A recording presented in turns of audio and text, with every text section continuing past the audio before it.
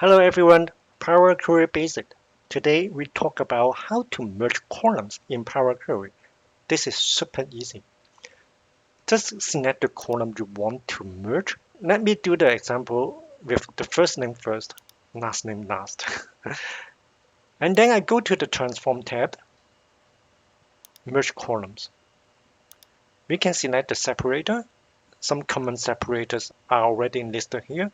Let me select space and then give the new column the name you want, full name.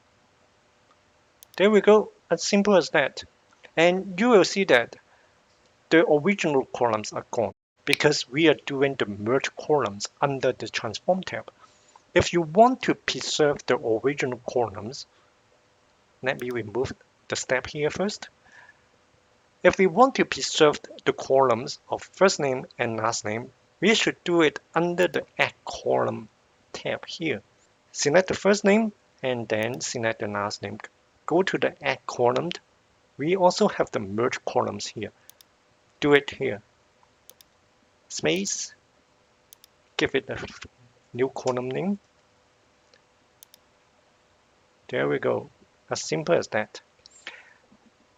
Let me show you what if I select the last name first, followed by first name.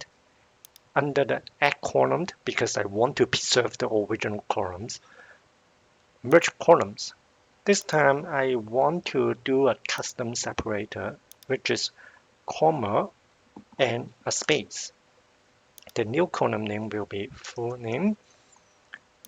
Okay.